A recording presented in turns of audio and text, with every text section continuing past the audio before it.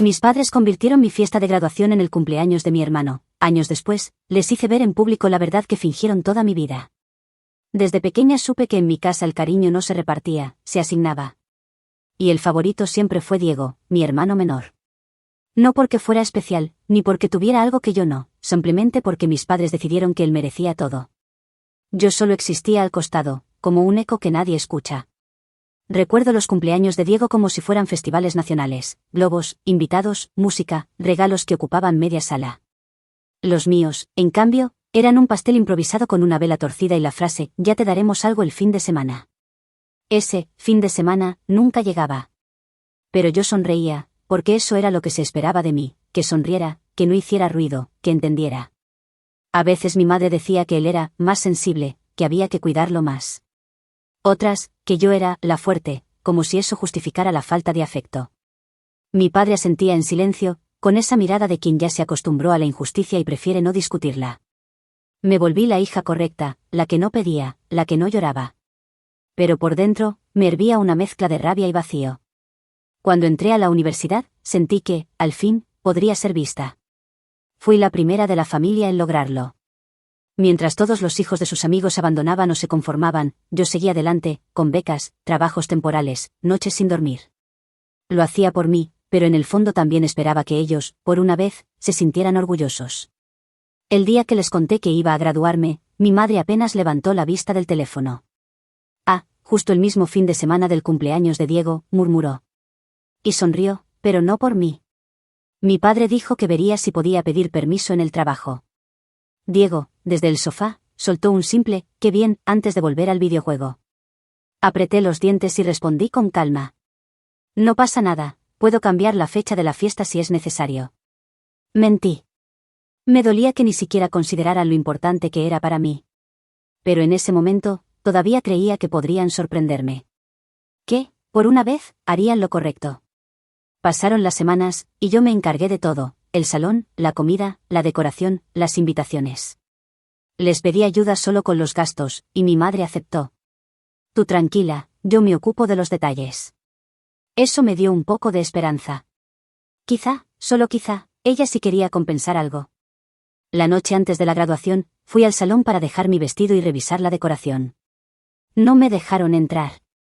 Tus padres están dentro, ultimando todo, me dijo el encargado. Pensé que querían darme una sorpresa. ¡Qué ironía! Esa ingenuidad me persiguió después como una cicatriz. Al volver a casa, vi a mi madre envolviendo regalos. Son para mañana, me dijo sin mirarme. No me atreví a preguntar. Supuse que eran recuerdos para mis invitados. Esa noche no dormí. Sentía una ansiedad que no sabía explicar. Había imaginado ese día desde niña. Soñaba con caminar con el diploma en la mano, con ver a mis padres llorar de orgullo, con escuchar un «estamos tan orgullosos de ti». No sabía que lo que me esperaba era justo lo contrario. La mañana de la graduación me vestí temprano, con el vestido dorado que había elegido. Cuando llegué al salón, mi corazón se detuvo.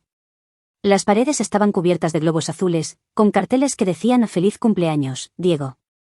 En el centro, una enorme mesa con un pastel que tenía su nombre. Por un segundo pensé que era una broma. Miré a mi madre, que se acercó sonriente. Decidimos aprovechar la ocasión, hija. Total, todos los familiares estarán aquí, ¿no? Quise reírme, pero me temblaban las manos. ¿Aprovechar la ocasión, para celebrar su cumpleaños en mi graduación? Ella me respondió con ese tono pasivo que usaba cuando quería callarme. No te pongas así, Lucía. Es solo una fiesta compartida. No seas egoísta. Sentí una mezcla de vergüenza y furia. Mis compañeros comenzaron a llegar, confundidos. Algunos me felicitaron, otros preguntaron por qué había un pastel que no era para mí. Mi madre subió al micrófono y, con total naturalidad, dijo, hoy es un día doblemente especial. Celebramos el logro de nuestra hija Lucía y los 18 de nuestro querido Diego. El salón estalló en aplausos. Yo me quedé inmóvil. Cuando mi hermano subió al escenario, le entregaron un regalo y comenzaron a cantar, «Cumpleaños feliz».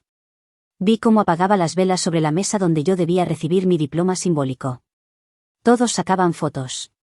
Nadie notó que yo estaba sola en un rincón. Intenté sonreír, pero no pude. Me acerqué a mi padre y le pregunté si pensaba decir algo. Me miró incómodo. Tu madre quiso hacerlo así, hija. No te enojes, es solo una fiesta. Solo una fiesta. Como si no fuera mi momento, como si mi esfuerzo, mis años de sacrificio, fueran un simple telón de fondo para otra celebración de Diego. Fui al baño, me encerré en un cubículo y lloré en silencio. Sentí la misma impotencia que de niña, cuando me quitaban el último pedazo de pastel, porque Diego lo quería. Todo se repetía, una y otra vez. Era como si mi existencia estuviera destinada a girar alrededor de él. Escuché la música desde lejos, la risa de mi madre, los gritos de mis primos pidiendo otra foto con el cumpleañero. Nadie notó mi ausencia. Nadie vino a buscarme. Cuando salí, el salón ya estaba desordenado. Diego bailaba con sus amigos, mi madre brindaba. Caminé hasta ella y le dije, con voz firme, no te preocupes, no volveré a arruinarte otra fiesta. No esperé respuesta. Salí del lugar, con los tacones en la mano y el corazón roto. Afuera, el aire frío me golpeó la cara y entendí que algo dentro de mí había muerto. Esa noche, mientras veía las fotos publicadas en redes, vi a mi madre escribir, orgullosa de mis 2 hijos, pero hoy, sobre todo, de mi pequeño Diego, que cumple 18. Ni una sola palabra sobre mi graduación. Ni una mención. Ni una. Ahí supe que ya no se trataba de favoritismo. Era desprecio. Puro y claro. Y si no podía ganarme su amor, al menos podía quitarles la comodidad de ignorarme. Porque a partir de ese día, decidí que jamás volverían a usar mi vida como escenario para celebrar la de otro. Amanecí con los ojos hinchados, pero con una calma extraña. Había pasado la noche entera repasando cada detalle de la humillación que había vivido. Intentaba convencerme de que había sido un malentendido, de que quizá mi madre se daría cuenta del error y pediría disculpas. Pero cuando bajé a desayunar, lo primero que vi fue a Diego abriendo regalos en la sala, con mis padres riendo a su alrededor. Mi madre me saludó sin levantar la vista. ¿Dormiste bien? Te dejé algo de pastel en la nevera. Ese pastel. El mismo sobre el que mi hermano había apagado las velas frente a todos mis invitados. Lo tiré a la basura sin decir una palabra. En la mesa había fotografías de la noche anterior. En todas, Diego sonreía, abrazando a familiares, recibiendo regalos. En ninguna estaba yo. Nadie había pensado en tomarme una foto. Ni siquiera una. Sentí un nudo en la garganta, una mezcla de rabia y desilusión. Me di cuenta de que no era que me ignoraran por accidente. Me borraban a propósito. Mi padre intentó romper el silencio. La fiesta estuvo bonita, ¿no? Lo miré. Sí, preciosa. Sobre todo el pastel con el nombre equivocado. Él bajó la mirada, sin defenderme. Siempre hacía eso, quedarse callado, esconderse detrás de la voz de mi madre. Me encerré en mi habitación y abrí el cajón donde guardaba mi diploma. Lo saqué y lo miré. Ese pedazo de papel representaba años de esfuerzo, de noches sin dormir, de lágrimas y sacrificios. Pero en mi casa, no valía nada. Era solo un adorno más. Horas después, escuché a mi madre hablando por teléfono con una tía. Sí, fue hermoso. Diego se veía tan guapo. Y Lucía, bueno, también estuvo por ahí. Por ahí. Como si mi presencia hubiera sido un detalle secundario. Esa frase me atravesó. Por primera vez, entendí que no era cuestión de descuido, era una elección. Elegían ignorarme. Elegían menospreciarme. Y lo peor era que yo lo permitía, callando, intentando entenderlos, buscando excusas que ya no existían. Esa tarde, mientras recogía mis cosas del salón donde había sido la fiesta, encontré algo que terminó de romperme. En una de las mesas, había un sobre con mi nombre. Dentro, un recibo. Mi madre había usado el dinero que yo le di para la decoración de la graduación, para comprar el regalo de Diego. Un reloj carísimo. El mismo que él mostraba orgulloso en las fotos. Lo sostuve en mis manos, temblando. No era solo el dinero, era lo que simbolizaba, me robaron incluso el esfuerzo que puse para celebrar mi logro. Salí del salón con las manos vacías y el corazón hecho polvo. Caminé sin rumbo, sin querer volver a casa. Terminé sentada en un parque, mirando a la gente pasar. Pensé en todas las veces que me callé para no crear drama, en todas las veces que fingí estar bien para no incomodar. En todas las veces que ellos eligieron a Diego por encima de mí. Y me prometí que nunca más volvería a quedarme callada. Esa noche, mientras ellos cenaban felices, bajé a la sala. Los 3 me miraron sorprendidos. ¿Qué pasa, preguntó mi madre con ese tono condescendiente. Solo quería agradecerles, dije, con una sonrisa forzada. Gracias por convertir mi graduación en algo que jamás olvidaré. Diego rió, sin entender la ironía. De nada, hermana. Fue una gran fiesta. Sí, respondí. Sobre todo para ti. Mi padre intentó intervenir, pero lo interrumpí. ¿Saben lo que es esforzarse tanto por algo, soñar con un día en el que finalmente te reconozcan, y que te lo arrebaten enfrente de todos? No, claro que no. Ustedes solo saben aplaudir cuando se trata de Diego. El silencio fue brutal. Mi madre me miró con frialdad. No dramatices, Lucía. No fue para tanto. No todo gira en torno a ti. Esa frase fue el golpe final. Tienes razón, mamá. En esta casa, nada gira en torno a mí. Ni siquiera mi propia fiesta. Subí a mi habitación, empaqué una maleta pequeña y salí sin mirar atrás. Nadie me detuvo. Nadie preguntó a dónde iba. Era como si mi ausencia fuera tan irrelevante como mi presencia. Fui a casa de mi amiga Clara, la única que no se había reído en la fiesta. Me abrió la puerta sin hacer preguntas, y me dejó llorar en silencio. Cuando logré hablar, solo dije una frase: no puedo seguir viviendo como si no existiera. Pasaron los días, y mis padres no me llamaron. Ni un mensaje, ni una disculpa. Solo silencio. Pero el silencio, por primera vez, me dio fuerza. Aprendí que no necesitaba gritar para demostrar que algo estaba mal. Bastaba con desaparecer. Entonces, un domingo, recibí una llamada inesperada. Era mi tía Elena, la hermana de mi padre. Tenía una voz grave, temblorosa. Lucía, cariño, ¿podemos hablar? Hay algo que necesitas saber. Al principio pensé que era otro intento de hacerme regresar. Pero su tono me hizo quedarme quieta. Tu madre no fue sincera contigo ni con tu padre. Hay cosas que él no sabe. Cosas sobre Diego. Mi corazón empezó a latir con fuerza. ¿Qué cosas? Del otro lado, ella dudó unos segundos. No puedo decirlo por teléfono. Pero te lo mereces. Tú mereces la verdad. Esa noche no dormí. Las palabras de mi tía me daban vueltas en la cabeza. Verdades, mentiras, secretos. ¿Qué podía ser tan grave? Y entonces lo entendí: si mi madre siempre protegía tanto a Diego, si todo giraba en torno a él, si incluso mis logros eran eclipsados por su existencia, había algo más detrás de esa obsesión. No sabía qué iba a descubrir, pero lo que sí sabía era que, por primera vez en mi vida, no iba a mirar hacia otro lado.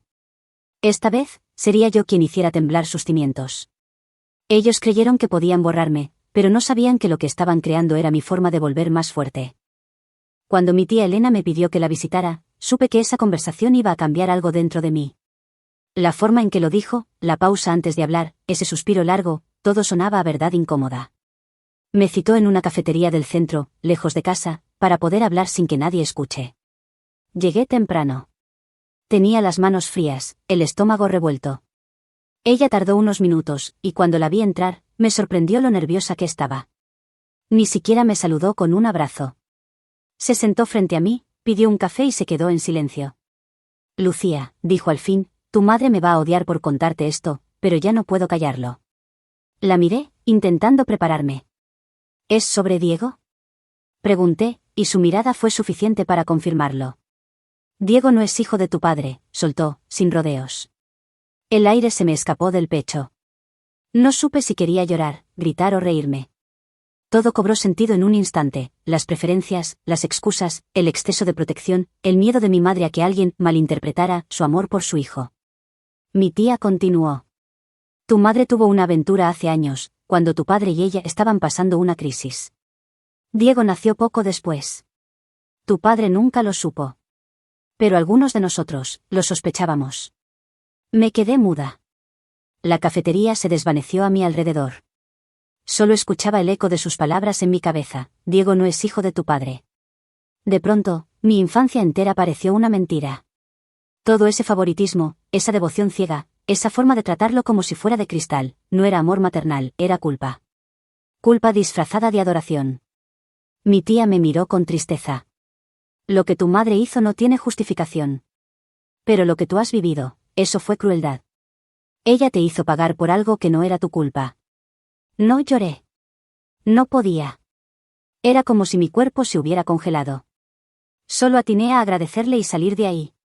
Caminé sin rumbo por horas, repasando cada momento de mi vida bajo esa nueva luz. Cada vez que mi madre me decía, no entiendes, cada vez que defendía a Diego como si fuera un santo, cada vez que me hacía sentir culpable por querer algo de atención, ahora todo tenía sentido. No era que yo no mereciera amor. Era que mi existencia le recordaba su traición. Esa noche, al volver al departamento de Clara, me miré al espejo durante un largo rato. Me vi distinta. Por primera vez, entendí que no era invisible, era una amenaza. Un recordatorio viviente de lo que mi madre quería ocultar. Así que eso era, susurré, apenas audible. No me borraban por olvido. Me borraban por conveniencia. Pasé los días siguientes debatiendo si contarle la verdad a mi padre. Pero una parte de mí no quería hacerlo todavía. Quería observar. Quería planear. Porque si algo había aprendido, era que en esa casa la verdad no valía si no se lanzaba como un golpe certero. Mientras tanto, mi madre intentó contactarme. Mensajes fríos, superficiales. ¿Cómo estás? Tu hermano te extraña. Deberíamos hablar. No respondí ninguno. La imaginaba caminando por la casa, revisando cada rincón con miedo de que alguien descubriera su secreto. Me gustaba pensar que, por primera vez, era ella quien no dormía por las noches. Una semana después, Diego me escribió. Mamá está triste. Dice que exageraste. ¿Por qué no vuelves?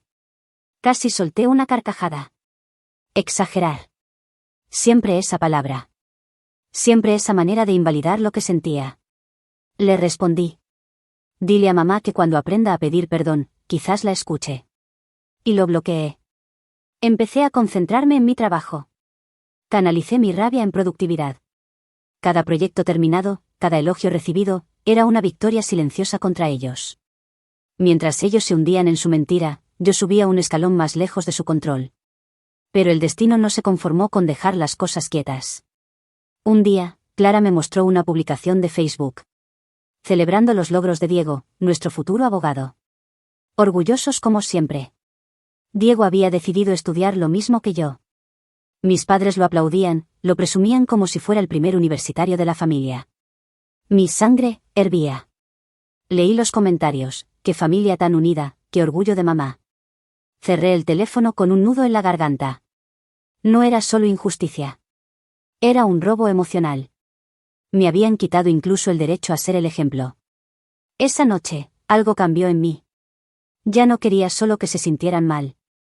Quería que enfrentaran las consecuencias de todo lo que ocultaron. Quería que el mundo viera la verdad que yo había cargado en silencio. Tomé el sobre con los documentos que mi tía me había dado, pruebas, fechas, incluso una foto antigua de mi madre con el hombre que era el verdadero padre de Diego. Todo estaba ahí. La evidencia que podía destruir su fachada perfecta. Miré la carpeta y sentí algo parecido a paz. No era venganza aún, pero era poder. Por primera vez, tenía algo que ellos no podían controlar. Me quedé despierta hasta tarde, imaginando el momento exacto en que soltaría la verdad. No con ira, sino con precisión. Iba a devolverles todo el dolor que me habían dado, pero sin perder mi calma. Quería ver sus rostros desmoronarse, como se desmoronó el mío aquella noche de la fiesta. Porque entendí que la verdadera humillación no era gritar. Era sonreír mientras el otro se derrumba sin entender cómo llegaste a tener el control. Me borraron toda la vida, pero olvidaron que hasta la sombra más tenue sigue el movimiento del sol. Y yo, ya había aprendido a brillar sola. El tiempo se volvió mi aliado. En silencio, sin buscar su atención, construí una vida lejos de ellos. No los bloqueé completamente, porque aprender a observar sin ser vista era una forma de poder. Desde la distancia, los veía caer poco a poco en la rutina de siempre, las apariencias, los favoritismos, las mentiras. Conseguí un nuevo trabajo. Una empresa pequeña, pero donde por fin me sentía valorada. Trabajaba hasta tarde, y cuando volvía a casa, me sentaba frente a la ventana con una copa de vino y pensaba en todo lo que había sobrevivido. Mi madre seguía sin pedirme disculpas. Diego, sin entender nada. Mi padre, ausente, como siempre. Pero por primera vez, eso no me dolía. Me fortalecía. A veces, el silencio es más poderoso que cualquier grito. Y yo estaba aprendiendo a usarlo. Pasaron los meses. En ese tiempo, Mi madre publicó todo sobre Diego, su universidad, sus nuevos amigos, cada pequeño logro amplificado como si fuera histórico. Pero detrás de esas fotos perfectas, algo empezaba a desmoronarse. Lo supe por mi tía Elena. Tu padre está pasando un mal momento económico, me dijo un día. Tu madre gasta más de lo que tienen. Y Diego, bueno, digamos que no se adapta muy bien a estudiar. No me sorprendió. Diego siempre fue bueno para recibir, no para esforzarse. Vivía acostumbrado a que el mundo se doblara a su favor. Si algo salía mal, mamá lo resolvía. Si algo salía bien, ella lo proclamaba como su orgullo. Me dio pena, por un instante. Pero la pena duró poco. Porque recordé cómo me habían hecho sentir invisible, cómo usaron mi dinero, mi esfuerzo, mi momento. No, no los iba a compadecer. Una tarde, mi padre me llamó. Fue la primera vez en meses. Su voz sonaba tensa, incómoda, casi ensayada. Lucía, quería saber si podríamos vernos. ¿Para qué? Pregunté, directa. Tu madre y yo, estamos teniendo algunos problemas. Y Diego, bueno, necesita apoyo. Casi me reí. Necesita apoyo. La misma frase que me repetían de niña para justificar su favoritismo. Respiré hondo y respondí. Claro. Nos vemos el sábado. Colgué y sentí una descarga de adrenalina. No era curiosidad. Era oportunidad. Había esperado este momento más de lo que imaginaba. Los días siguientes los usé para preparar lo que sabía que sería el principio del fin. No necesitaba inventar nada, ni exagerar. Solo iba a poner frente a ellos lo que tanto se habían esforzado en ocultar. La verdad. Esa que siempre habían usado como arma contra mí, llamándome exagerada o ingrata. El sábado, llegué puntual a la casa donde crecí. No había entrado desde aquella noche. Todo seguía igual, pero diferente.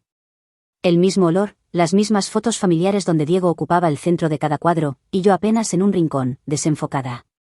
Mi madre apareció en la puerta con una sonrisa falsa. Qué gusto verte, hija. El gusto es mío, respondí, sin devolverle la sonrisa. Nos sentamos a la mesa. Había comida abundante, como si nada malo pudiera pasar mientras hubiera un banquete de por medio. Diego hablaba sin parar de sus planes en la universidad, aunque noté que no decía nada concreto. Mi padre lo miraba con cierta decepción, pero callaba. Como siempre. Esperé el momento justo. Esperé a que sirvieran el vino, a que el ambiente pareciera tranquilo, familiar. Entonces lo hice. Saqué una caja pequeña de mi bolso y la puse sobre la mesa. Les traje algo, dije con voz suave. Mi madre arqueó una ceja. ¿Qué es eso? Un detalle para Diego. Él la abrió con entusiasmo. Dentro había un sobre y una pequeña tarjeta que decía, para que celebres con toda la familia. Sacó el contenido. Por un segundo, su sonrisa se congeló. Dentro había una copia de los resultados de ADN. Los mismos que mi tía me había dado. Con nombres, fechas, todo. ¿Qué es esto? Preguntó, pálido. La verdad, respondí, mirándolo a los ojos.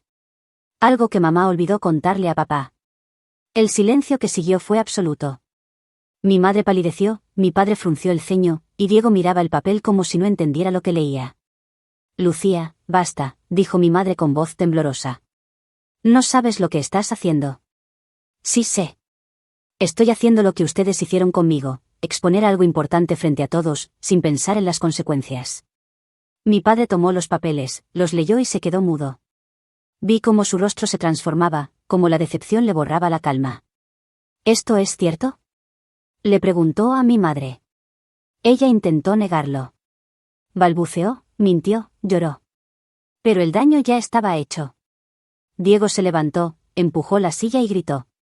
¿Qué estás diciendo, mamá? ¿Papá no es mi padre? Y entonces todo explotó. Gritos, reproches, lágrimas. El ruido que llenó esa casa fue el mismo que yo había guardado durante años. Solo que esta vez, no era yo quien lo provocaba. Era la verdad, estallando en sus manos.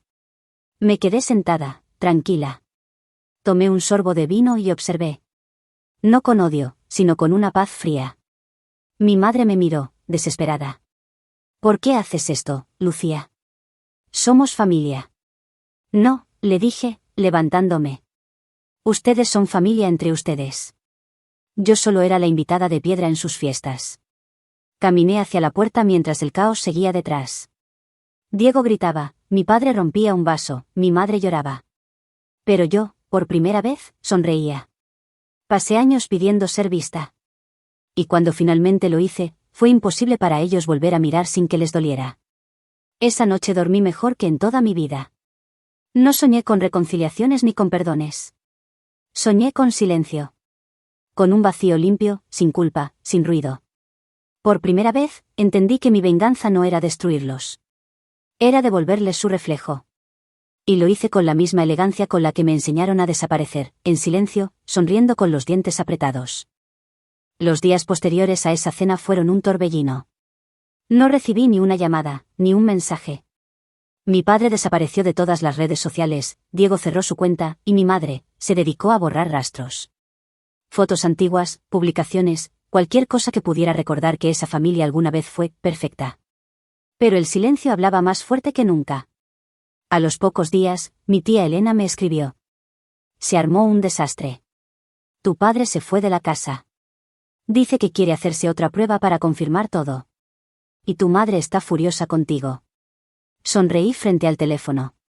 No por placer, sino por alivio. Años esperando justicia emocional, y finalmente la vida se había equilibrado sola. Sin embargo, lo que vino después fue incluso más perverso. Mi madre organizó una reunión familiar para limpiar su imagen. Dijo que quería aclarar malentendidos. Yo sabía perfectamente lo que eso significaba, convertir la verdad en una historia donde ella, una vez más, fuera la víctima. Decidí ir. No por reconciliación, sino por cierre. Quería ver hasta dónde podía llegar su capacidad de manipular la realidad. La reunión fue en la casa de mi abuela, una mujer dulce pero fácilmente influenciable. Cuando llegué, todos estaban allí, primos, tíos, incluso vecinos cercanos. Era como una audiencia preparada para presenciar la función principal. Mi madre me miró con una sonrisa tensa. Lucía, me alegra que hayas venido. Tomó la palabra frente a todos, con lágrimas perfectamente medidas. Ha habido muchos malentendidos últimamente, dijo, mirando a su alrededor.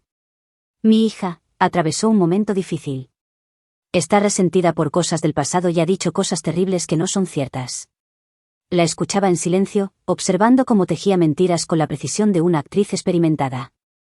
Lucía, continuó, mirándome directamente, todos aquí saben cuánto te hemos apoyado siempre.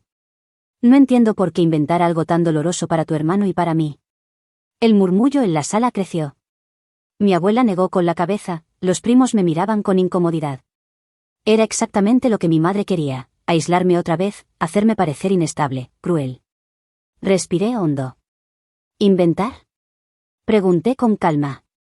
Sí, replicó ella. Ese supuesto documento que mostraste fue una trampa. No sé de dónde lo sacaste. Entonces saqué mi teléfono.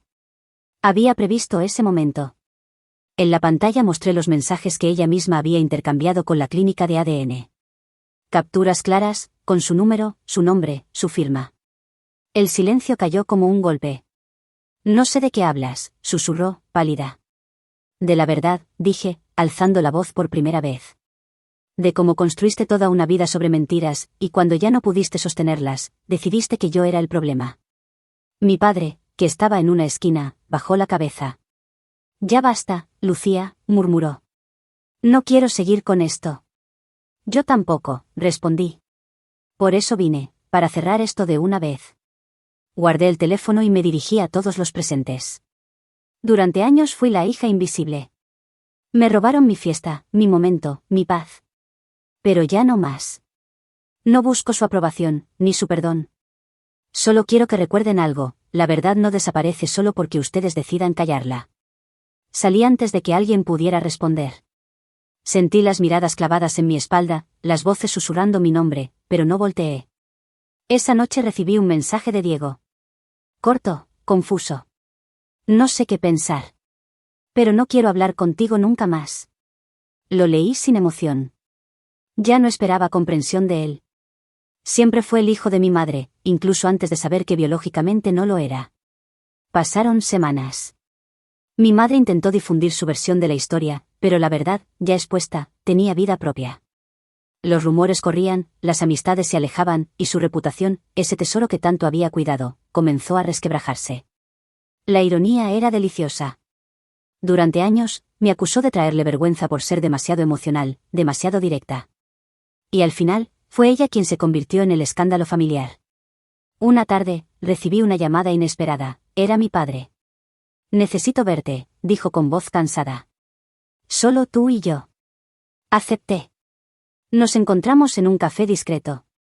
Estaba envejecido, con ojeras profundas y un aire derrotado. «Me hice la prueba», dijo, sin rodeos. «Es cierto. Diego no es mi hijo». No supe qué decir. Por un instante, sentí lástima. Luego recordé todos los años en que me ignoró, en que eligió no ver. «Lo siento», dije, aunque mi voz no sonó arrepentida. «Yo también», respondió. «No solo por ella, sino por ti. Debería haberte defendido más». Lo miré y, por primera vez, vi honestidad en sus ojos.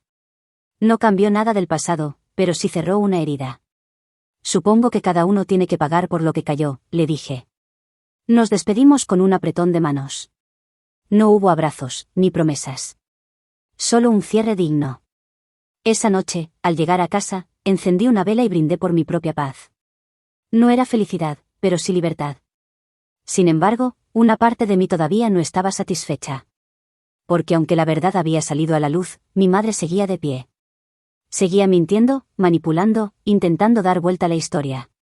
Y yo sabía exactamente cómo iba a ponerle fin. A veces, la justicia no llega por el camino correcto. A veces, hay que empujarla con las propias manos. Durante semanas, pensé en cómo cerrar ese ciclo. No quería destruirla con odio, quería que el mundo la viera exactamente como era. Sin filtros, sin excusas, sin la fachada perfecta que usó toda la vida para humillarme. Mi madre siempre vivió de apariencias. Su reputación era su oxígeno. No podía soportar ser ignorada, ni mucho menos ser vista como una mentirosa. Y ahí, precisamente, estaba su punto débil. Comencé mi plan sin rencor, pero con precisión. Reuní todo lo que había guardado durante años, mensajes, grabaciones, fotos, recibos, capturas de pantalla. Pruebas de cómo usó mi dinero para su beneficio, de cómo manipulaba a mi padre, de cómo mentía sobre todo. No necesitaba inventar nada. Solo mostrar lo que siempre estuvo allí. Mientras lo organizaba, una parte de mí temblaba. No de miedo, sino de vértigo. Era extraño darse cuenta de que ya no quería que ella me amara, ni que me pidiera perdón. Solo quería que enfrentara lo que siempre evitó, la consecuencia. Entonces, esperé el momento adecuado. Y lo encontré cuando el colegio donde trabajaba mi madre, como orientadora, irónicamente, organizó una ceremonia para homenajear a los padres ejemplares. Ella, por supuesto, era una de las principales invitadas. Sabía que sería un evento grande, con grabaciones, fotos y transmisiones en vivo para redes sociales. Perfecto. Una semana antes, preparé un vídeo. No era un ataque, sino una exposición, imágenes, pruebas, audios. Todo hilado con mi voz en off, calmada, casi triste, relatando los años de manipulación y abuso emocional que había soportado. Terminé el vídeo con una frase simple, pero contundente. A veces, el amor de una madre no sana, destruye. Y cuando destruye, uno aprende a salvarse solo. El día de la ceremonia, el salón estaba lleno. Me colé entre los asistentes sin que nadie me notara. Llevaba el cabello recogido, ropa discreta. Mi madre subió al escenario, radiante, con ese brillo falso en los ojos. Empezó su discurso sobre la importancia de la familia, del perdón, del ejemplo. Cada palabra era una puñalada disfrazada de virtud. Y justo cuando el público comenzó a aplaudir, el proyector se encendió. Primero, apareció su nombre. Luego, mi voz. Mi madre siempre me enseñó a sonreír, incluso cuando me hacía daño. Esta es nuestra historia. El silencio fue absoluto. El vídeo se desplegó como una herida abierta, las pruebas, las conversaciones, los cumpleaños ignorados, la fiesta de graduación arruinada, el resultado de ADN. Todo, sin gritos, sin insultos. Solo la verdad, limpia, imposible de negar. Mi madre quedó inmóvil en el escenario. Intentó fingir sorpresa, pero su rostro lo decía todo. Los murmullos crecieron. Algunos se levantaron, otros la grababan con el celular. Vi cómo su máscara se rompía en tiempo real. Cuando terminó el vídeo, El público estaba dividido entre el asombro y el silencio incómodo. Nadie se atrevió a aplaudir. Ella intentó hablar, pero su voz temblaba. Esto es, una manipulación, balbuceó. Una mentira de una hija resentida. Nadie respondió. Ni siquiera el director del colegio. Solo la miraban. Esa fue su verdadera condena, ser vista. Salí del salón antes de que me reconocieran.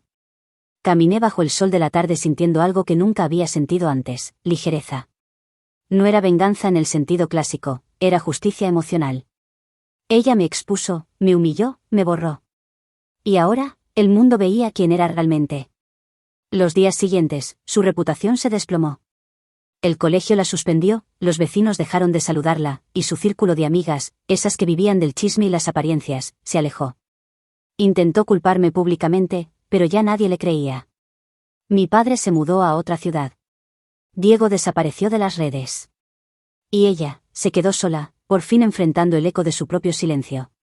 Una noche, semanas después, recibí un mensaje inesperado. Era de un número desconocido. Te odio por lo que hiciste. Pero te entiendo. Mamá. No respondí. Solo lo leí, lo guardé, y luego lo borré. Porque no necesitaba más nada. No buscaba reconciliación. Mi historia no era sobre el perdón, sino sobre recuperar la voz que me arrebataron. Me miré al espejo esa noche y me vi distinta. No más la hija ignorada, ni la víctima silenciosa. Era yo, completa, sin miedo, sin necesidad de probar nada. Cuando me robaron mi fiesta de graduación, no perdí solo una celebración. Perdí la fe en mi lugar dentro de mi familia.